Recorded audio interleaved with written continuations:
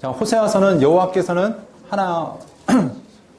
하나님을 향한 진실한 사랑과 하나님을 아는 것을 원하신다라고 이야기하고 있습니다. 여러분, 호세아 하면은 여러분 유명한 이야기입니다. 우리가 호세아와 고멜과의 사랑 이야기, 사랑 이야기는 좀 말이 좀 그렇죠. 그런데 그 결혼 이야기를 통해서 하나님께서 이스라엘을 향한 사랑이 무엇인지를 우리에게 친히 보여주고 있습니다. 자, 그래서 이 호세아서를 통해서 여러분들 하나님의 사랑이 무엇인지를 우리가 함께 알아갔으면 좋겠습니다. 여러분들 아까 보셨던 이제 그 예언서 편인데요. 넘어가도록 하겠고요. 이 호세아서의 주인공, 어떻게 보면 하나님의 말씀을 선포하고 있는 예언자가 호세아인데요. 이 호세아라는 이 말 자체는 여호와께서 구원하신다라는 의미를 가지고 있습니다. 그러니까 여러분들 알고 있는 성경에 보면 동일한 이름들이 많이 등장하죠. 동일한 의미를 가진 사람들이 여호수아, 예수, 아니면 엘리사, 다 하나님께서는 여호와께서는 구원이시다 이런 의미를 가지고 있습니다. 기록자는 호세아였고요. 그래서 이 자신이 직접 하나님의 말씀을 전하는 모델이 되어서 하나님의 뜻을 전하고 있는 것을 보게 됩니다. 이 호세아를 보면은 선지자의 사명에 대해서 한번 생각해 보게 됩니다. 어떤 이들은 하나님께서 주신 사명을 가지고 말씀만 선포하는 자들이 있지만 어떤 이들은 정말 하나님께서 삶으로 보이라고 하는 자들이 있죠.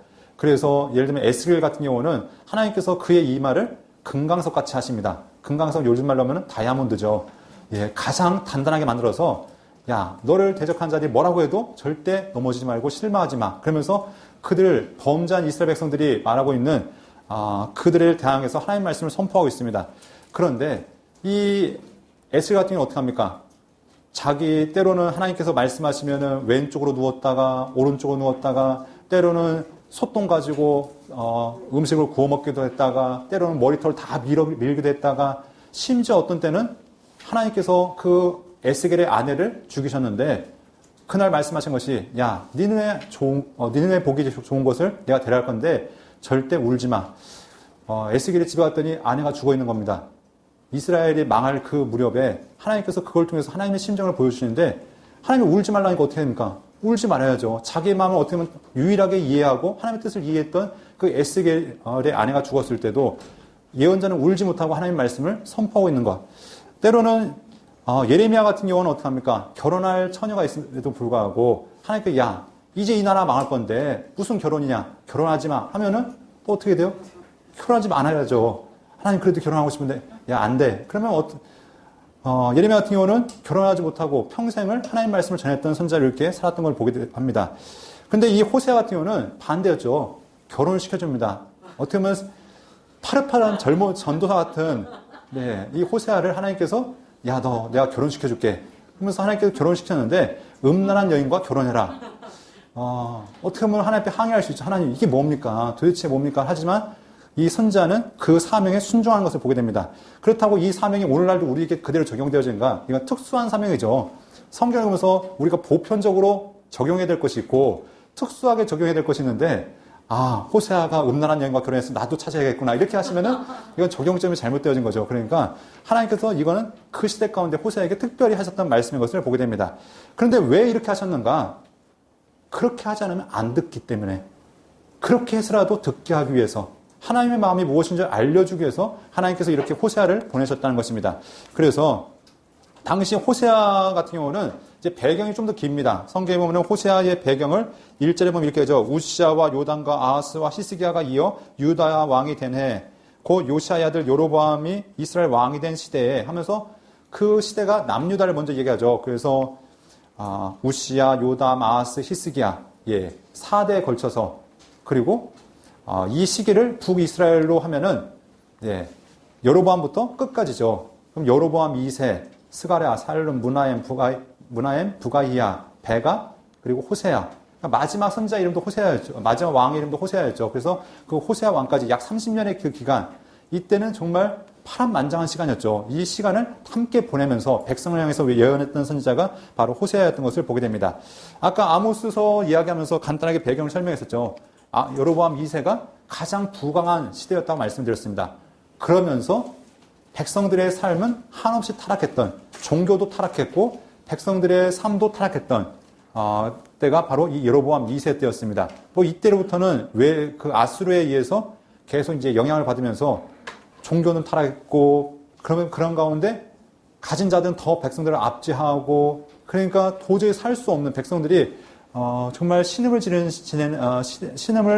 지르던 시대, 신음소리를 내던 시대가 바로 이 스가랴부터 호세아 왕까지의 그 시기였던 것을 우리가 보게 되는데요.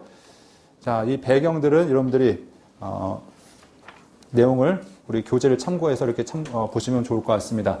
자, 배경을 보면은 여로보암 2세부터 호세아 통치 시기까지인데, 그래서 어떤 이들은 이 호세아 마지막 왕의 시기까지인데 이스라엘의 멸망을 봤을 것인가 못 봤을 것인가, 그게 중간중간해요.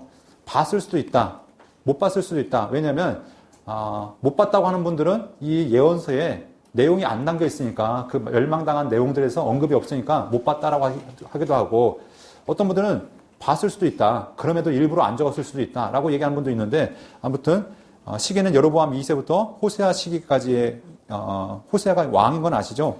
네, 호세아 왕까지였고, 여로보암 2세 때가 가장 부강한 시대였다고 말씀드렸습니다. 남북 무역로를 회복하고 솔로몬 시대에 견줄 그런 부와 번영을 누렸었고요.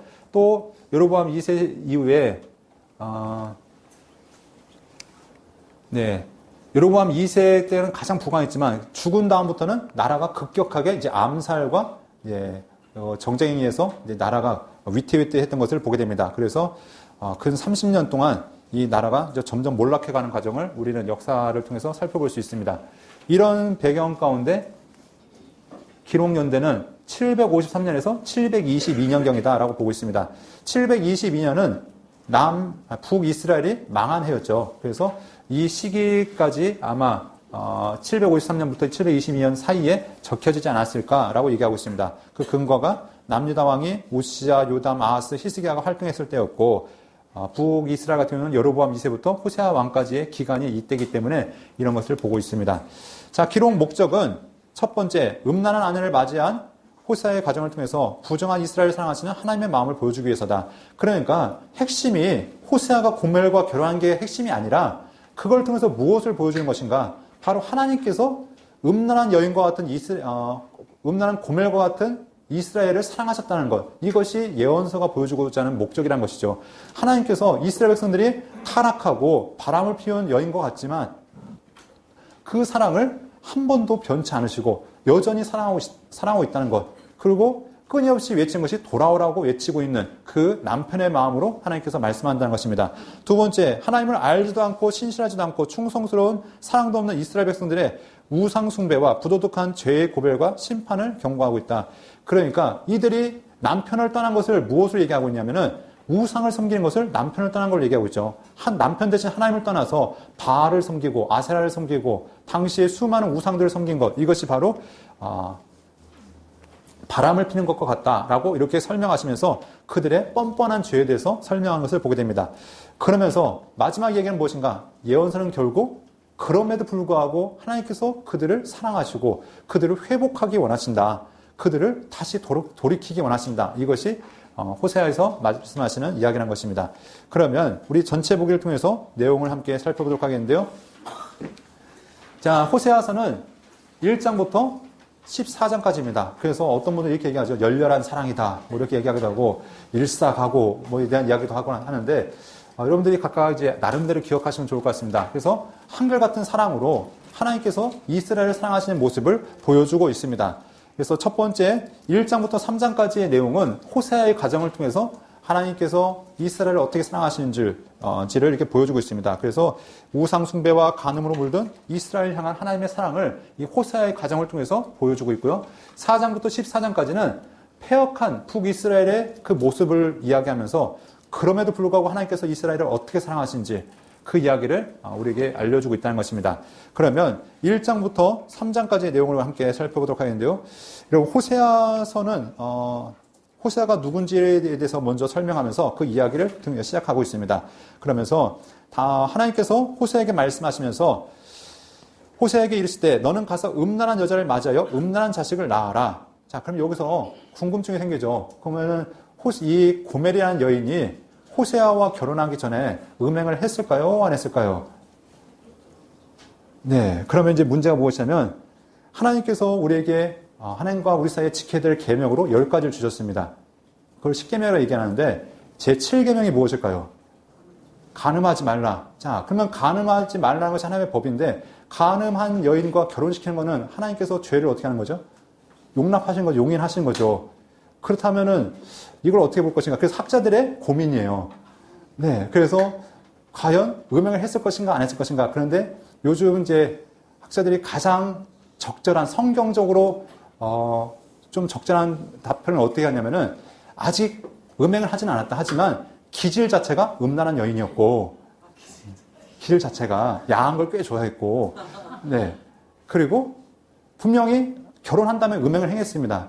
그런데 아직까지 뭐 우리가 얘기한 것처럼 와 사람들이 유명한 그런 음행을 행하는 그런 여인은 아니었을 것이다. 그런데 죄를 행할 가능성이 있지 않았을까? 이거는 나중에 우리가 하나님 앞에 가서 보면은 아니야 음행을 행했어라고 얘기하시면은 뭐 우리가 할 말은 없겠지만 아무튼 이런 이제 좀 문제점이 있다. 그러면서 아무튼 이런 여인을 하나님께서 맞이하라고 말씀하셨는데 그것을 통해서 하나님께서 무엇을 보시냐면 결론은 무엇이냐? 이 나라가 여호와를 떠나 크게 음란함이니라. 하나님의 목적은 이거죠. 이 여인을 통해서 무엇을 보시냐면 이스라엘이 이렇다는 것입니다. 이스라엘도 처음에는 그래도 순수했죠. 하나님 앞에서 부름받았던 아브라함, 이삭, 야곱. 하나님 앞에서 얼마나 그래도 순전한 마음이 있었습니까? 그러나 그의 자손들이 지나가면서 하나님을 떠나고 범죄했던 것처럼 이 나라가 이렇게 하나님 앞에 고멜과 같이 타락해가는 모습을 보여주고 있습니다. 그러면서 하나님께서 이제 이 여인과의 관계 속에서 자식이 낳는데 이 자식이 호세아의 자식인지 아닌지는 잘 몰라요. 아무튼 자식은 낳습니다. 근데 그 첫 번째 이름이 무엇이냐면 그의 이름을 이스라엘이라 하라 하면서 조금 후에 내가 이스라엘의 피를 예후의 집에 갚으며 이스라엘 족속의 나라를 폐할 것입니다. 라고 얘기하고 있습니다.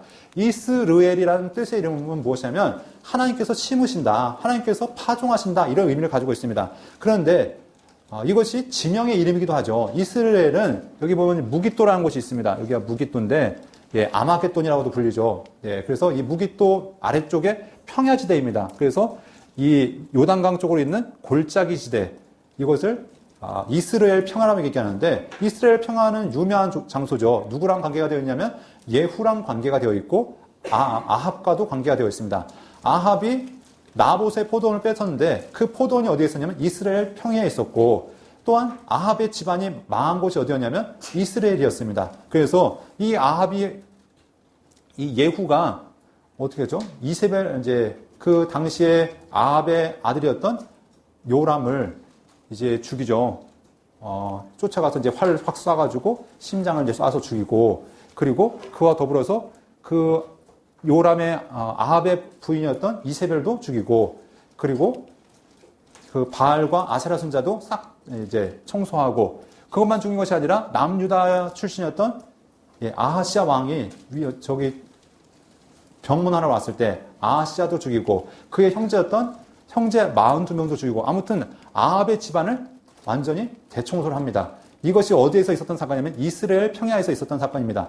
근데 하나님께서 이 호세아와 고멜 사이에 태어난 자식의 이름을 무엇이라 얘기하면 이스라엘이다 라고 이야기를 하면서 보입니다. 그 이유가 무엇이냐면 이스라엘은 아합의 이 예후의 피의 숙청이 있었던 곳이지만 네가 하나님 앞에서 은혜를 받아서 왕이 되었는데 네 나라 역시 너의 자손, 너의 후손들 역시 아합과 같이 동일하게 죄를 범하고 있다는 것이죠. 그러니까 아합이 망한 것처럼 너희도 그렇게 동일하게 망할 것이다.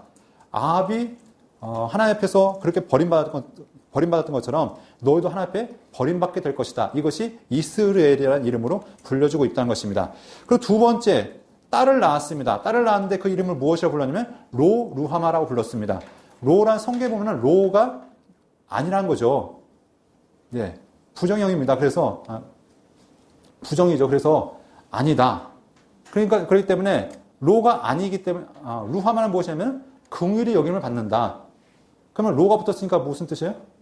긍휼히 여김을 받지 못한다. 셋째 아들을 낳는데 로 암미입니다. 암미는 내 백성이다라는 뜻인데 로가 붙었으니까 무슨 뜻이에요?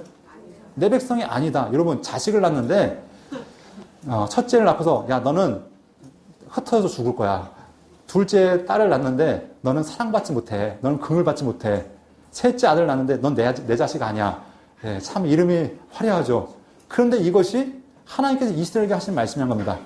너와 나 사이에 있었던 그 모든 사건들, 그것이 바로 하나님께서 지금 이렇게 가슴 아파해서 자식을 통해서 이렇게 선포하고 있는 메시지란 것입니다. 그런데 하나님께서 이것이 끝이 아니라, 그런데 10절 말씀 함께 보겠습니다. 시작.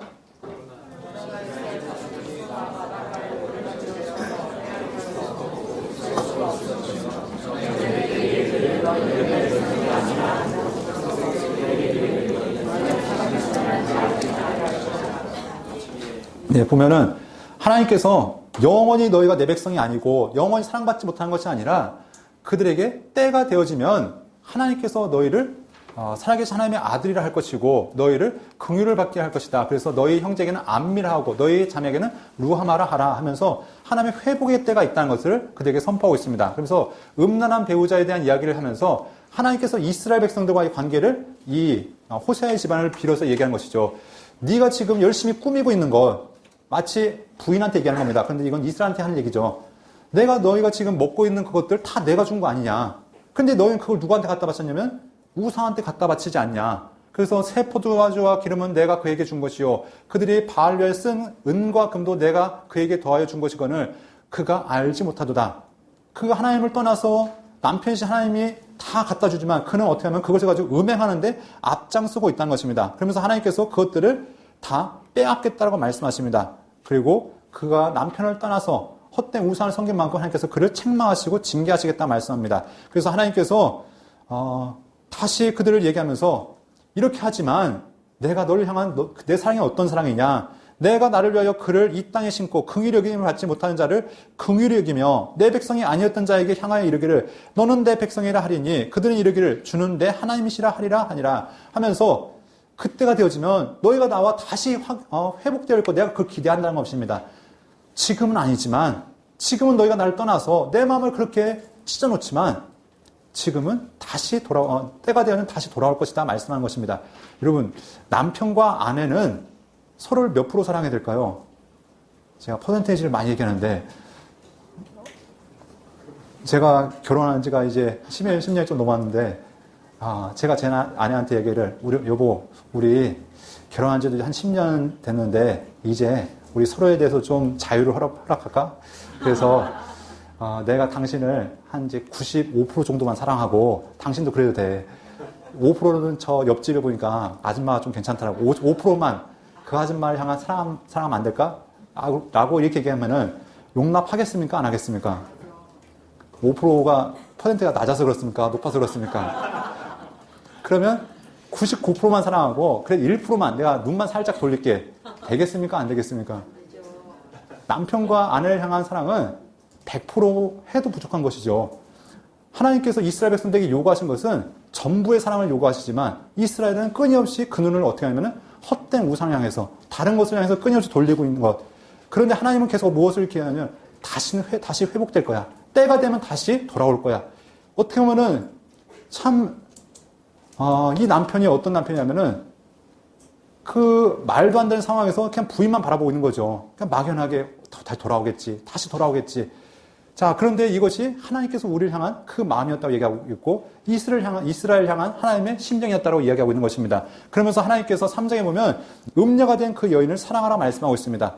어느 날 이 여인이 집을 나가기를 밥 먹듯 하더니 어느 순간부터 안 보이는 겁니다. 그러면 뭐라고 생각할까요? 아싸! 라고 얘기해야 될 텐데 하나님께서 말씀하시기를 이스라엘아 타인의 사랑을 받아 음녀가 된 그 여자를 사랑하라. 어떤 분들은 이렇게 얘기해요. 그 여자가 포주에서 팔렸다라고 또 얘기하는 분들도 있어요. 왜냐하면 나중에 그 여인을 사올 때 그 비용이 어떻게 되냐면은 은 15개와 보리 한 호멜반으로 나를 위하여 그를 사라 라고 말씀하는데 이게 당시 여자 종 노예 값이거든요. 레위기에 보면은 여자 노예 값을 얘기하면서 은 30세겔은 여자 노예 값이라 얘기하는데 아마도 그 여인이 팔린 것이 아니냐. 어쨌든 간에 남편이 멀쩡히 살아있고 뻔히 있음에도 불구하고 딴 남자랑 붙어 있으면서 그 남자한테 가서 어떻게 합니까? 이거 내 건데, 내 부인인데, 나 데려갈 거야. 했더니 무슨 얘기 합니까? 야, 데려가려면 돈 내놔. 자, 남편이 자기 부인 데려오는데 어떻게 합니까? 돈 내고 사와야 되는데, 있는 돈 없는 돈 다 털어가지고 사오는 거죠. 그게 무엇이냐? 성경은 전문용어로 구속이라고 얘기하죠. 하나님께서 우리를 그렇게 사랑하셨다고 얘기하고 있습니다. 예수님께서 오셨던 이유도 이것이라 얘기하고 있죠. 원래 하나님 건데 빼앗겼던 것들을 예수님께서 자기의 죽음으로 되찾아 오신 것. 이것이 바로 호세아를 통해서 이미 우리에게 보여주고 있다는 것입니다. 여러분, 데려오면 어떻게 해야 될까요? 같이 손잡고 와야 될까요? 야, 아싸 하면서 이렇게 손잡고 와야 됐을까요? 아니면 앞서서 와야 될까요? 뒤따라왔을까요? 어쩐지 모르지만 그가 하는 얘기가 보시면 너는 많은 날 동안 나와 함께 지내고 음행하지 말며 다른 남자를 따르지 말라. 나도 내게 그리하리라 하였노라. 그게 부탁하는 한 가지가 있다면 이제 다시 회복하자는 겁니다. 나도 너만 바라볼 테니까 너도 나만 바라봐. 내가 다시 사왔으니까 너 내 거니까 이제 다시 시작하자고 얘기하는, 그것이 바로 이스라엘 백성들에게 요구하시는, 너희가 예전에 그랬잖아. 아무것도 없었을 때 나만 바라봤었잖아. 지금 이 화려한 것 때문에 너희가 날 바라보지 못한다면 다시 시작하자라고 말씀하는 하나님의 말씀이 이들에게 선포되어지고 있다는 것입니다. 그러면서 4장부터 이제 무슨 얘기냐면은 이스라엘 백성들의 그 음행, 그것들을 하나하나 지적하시는 거죠. 그들에게 무엇이 없냐면 이 진실도 없고 인애도 없고 하나님을 아는 지식도 없다라고 이야기하고 있습니다. 그러면서 하나님께서 이스라엘 백성들에게 그들에게 남아있는 것이 결국 무엇밖에 없는가? 오직 저주와 속임과 살인과 도둑질과 간음뿐이요 포악하여 피가 피를 뒤덮음이라 하면서 하나님의 백성들인 이스라엘 가운데 하나님의 속성은 아무것도 남아있지 않고 하나님의 가슴을 찢어놓고 있는 그 모습들을 보게 됩니다. 그런데 그들이 이렇게 하나님을 떠날 수밖에 없고 죄를 지을 수밖에 없는 이유가 무엇이냐? 그 이유는 내 백성이 지식이 없음으로 망하는도다. 하나님께서 분노하시고 가슴 아파한 이유가 하나님을 알지 못하기 때문이라고 얘기하고 있습니다. 여러분, 하나님을 알지 못하면 하나님을 사랑할 수 없습니다. 사랑하지 못하면 하나님의 뜻대로 살 수 없습니다. 그렇기 때문에 먼저 무엇을 우리에게 요구하시는가? 하나님을 바로 알라라고 그들에게 요구하고 있는 거죠. 그러면서 그들 중에 특별히 누굴 책망하냐면 제사장을 책망합니다. 제사장, 너희가 하나님을 제대로 알아야 되는데 제사장이 하나님을 압니까? 모릅니까? 그들이 하나님을 모르고 있다는 거죠. 그들의 백성의 지도자, 왕들이 하나님을 알아야 되는데 그들이 하나님을 모르고 있다는 거죠. 그러니까 결국 나라가 타락할 수밖에 없다라고 얘기하고 있습니다. 그러면서 그들이 도리어 하나님의 뜻을 행하지 않고 음행하고 그들이 더러워졌다라고 얘기하면서 하나님을 알지 못하기 때문에 그들이 이 나라가 무너지고 있다라고 하나님께서 끊임없이 심판하고 있다는, 하나님께서 심판을 명하고 있는 것입니다. 그러면서 끊임없이 선지자가 어떻게 하냐면 돌아오라고 얘기하니까 그들이 6장 1절부터 이렇게 얘기합니다. 우리 유명한 말씀이니까 한번 읽어보겠습니다. 6장 1절부터 3절까지입니다. 시작.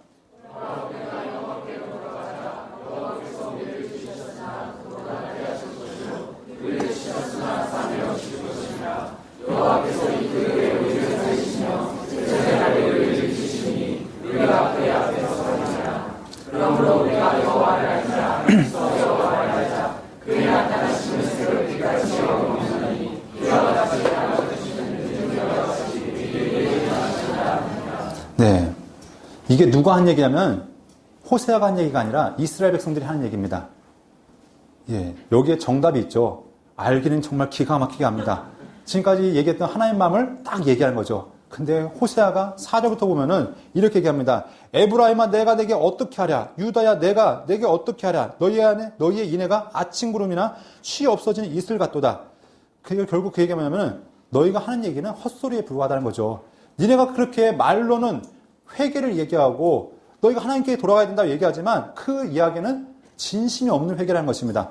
그러면서 그들에게 외친 것이 뭐냐면 형식적인 회개로는 회복될 수 없다는 것입니다. 하나님께서 원하신 것은 회개한다면 그 삶의 열매를 맺으라는 것입니다.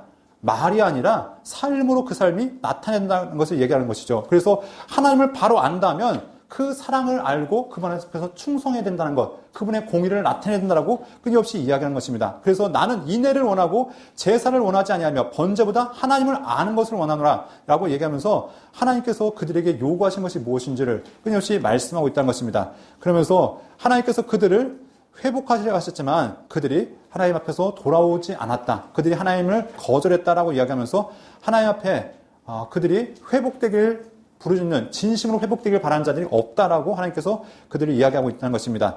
그러면서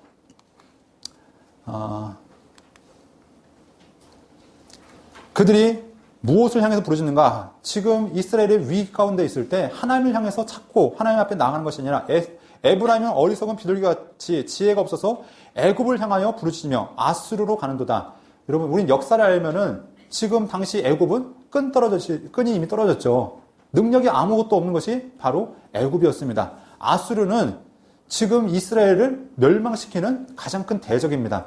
그런데 무엇이 시키냐면 똥인지 된장인지 구분을 합니까 못합니까? 생명 대신 하나님을 버리고 엉뚱한 곳에 가서 지금 손을 벌리고 도움을 요청하는 이스라엘을 지금 하나님께서 책망하고 있는 것입니다. 그러면서 하나님의 심판을 경고하는데 그 하나님의 심판의 날을 이야기하면서 너희가 자기를 위해 공의를 신고 인애를 거두라. 묵은 땅을 기경하라. 지금이 여호와를 찾을 때니 마침내 여호와께서 오사 공의를 비처럼 너에게 내리시리라. 너희의 큰 악으로 말미암아 베델이 이같이 너에게 행하리니 이스라엘 왕이 새벽에 정령 망하리라 하면서 하나님께서 지금 그들이 하나님 앞에 결국 심판을 받아서 하나님을 찾지 않는 모든 것들이 망하게 될 것이다. 이 베델이라는 것이 어떻게 보면 이스라엘의 가장 중요한 종교적 성지이죠. 베델과 단에다가 금송아지를 세워놓고 그들이 하나님이라고 부르고 있지만 그들이 섬기고 있는 그 모든 것들이 결국은 아수르로 다 넘어가게 될 것이다 라고 얘기하면서 그들의 심판을 하나님께서 명하고 있습니다. 그렇지만 이제 11장부터 12장에 보면 13장에 보면 그럼에도 불구하고 하나님은 어떻게 하시는가? 이스라엘을 버리지 않으실 것이다 얘기하고 있습니다. 우리 11장 8절 말씀 함께 보겠습니다. 시작.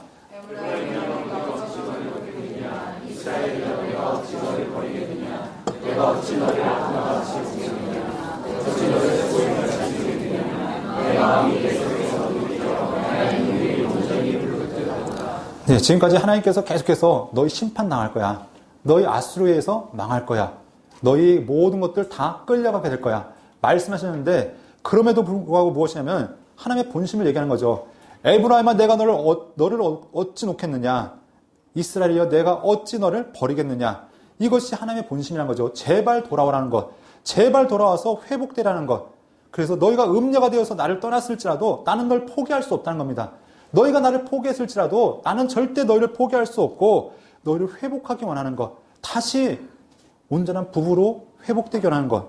온전히 하나님과 하나님 백성이 이스라엘로 회복되게 원하는 것. 이것이 하나님의 뜻이라고 얘기하는 것을 볼 수 있습니다. 그러면서 내가 나의 맹렬한 진노를 나타내지 아니하며 내가 다시는 에브라임을 멸하지 아니하리니 이는 내가 하나님이요 사람이 아니니라. 내 가운데 있는 거룩한 이니 진노함으로 내게 임하지 아니하리라 하면서 이스라엘을 버리지 않고 회복하시겠다고 하나님 말씀하고 있습니다.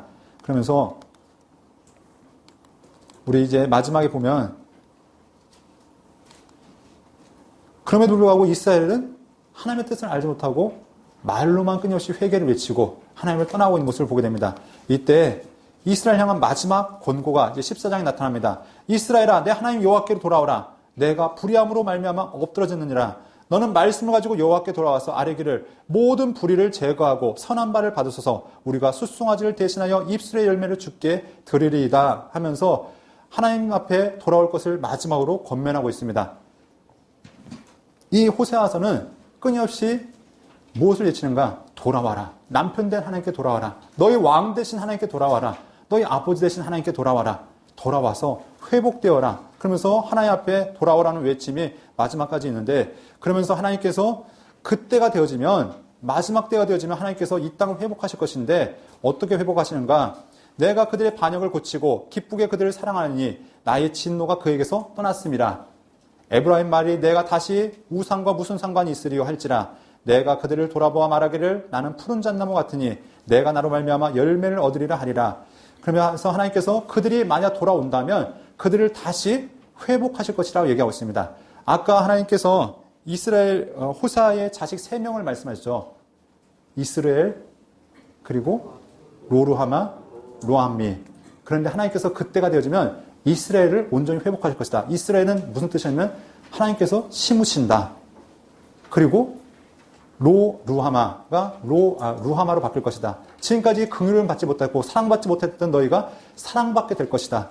로암미 내 백성이 아니던 너희가 다시 내 백성이 될 것이다. 그래서 하나님께서 무슨 얘기 하십니까? 심었던 그것이 결실하게 될 것이다. 이제는 하나님 앞에서 너희가 회복되게 될 것이다. 이것들을 얘기하면서 하나님께서 그들을 향한 하나님의 마음을 나타내고 있습니다. 그래서 마지막 14장 9절 누가 지혜가 있어 이런 일을 깨달으며 누가 총명이 있어 이런 일을 알겠느냐. 여호와의 도는 정직하니 악인은 그 길로 다니거니와 그러나 죄는 그 길에 걸려 넘어지리라. 호세아의 탄식이 무엇이었습니까? 누가 있어서 내 사랑, 내 마음, 내 탄식을 깨달을 수 있는가? 이것은 단지 호세아의 탄식이 아니라 부인을 잃어버렸던, 부인을 낯선 남자에게 빼앗겼던 호세아의 탄식이 아니라 하나님의 탄식이었죠. 누가 내 사랑을 알고 있니? 누가 내 탄식, 내 그 찢어지는 가슴을 알고 있니? 그러면서 이스라엘 백성이 하나님을 아는 지식이 없어서 지금 하나님을 떠나갔다라고 하나님 탄식하고 있습니다. 여러분 하나님을 알고 계십니까? 하나님의 그 마음을 알고 계십니까? 하지만 우리는 하나님을 안다고 얘기했지만 정작 하나님을 아는 지식에 그 뜻에 관심이 없습니다. 12장 8절에 보면 이런 말씀이 있죠. 이스라엘 백성들이 이렇게 얘기합니다. 에브라임이 말하기를 나는 실로 부자라. 내가 재물이 얻었는데 내가 수고한 모든 것 중에 죄라 할 만한 불의를 내게서 찾아낼 자가 없으리라 하거니와. 이게 당시 부자들이 했던 얘기입니다. 나는 부자야. 나는 문제 없어. 호세아가 외치지만 나는 걱정 없어. 야, 이 부가 누가 주신 거겠니? 바로 하나님 주신 것이 아니겠니? 그래서 부를 하나님의 복으로 착각하면서 그들은 회개하지 않았고 그 교만 가운데 있었던 걸 보게 됩니다. 그런데 하나님께서는 끊임없이 이야기하는 것이 무엇이냐? 너는 제발 하나님께 돌아와서 인애와 정의를 지키고 항상 너희 하나님 여호와를 바라라고 이야기하고 있습니다. 여러분, 오늘 이 호세아를 통해 하나님 외친 것이 무엇이냐? 사랑으로 회복되라고 말씀합니다. 하나님과 우리와의 사랑은 시작이자 마무리입니다. 하나님께서 오늘 우리에게 외치는 하나님을 바로 알라라고, 그리고 그분 앞에서 온전히 하나님을 향한 사랑을 보이라고 말씀하시는 그 호세아의 외침 가운데 우리가 온전히 나아가기를 간절히 소원합니다. 기도하겠습니다.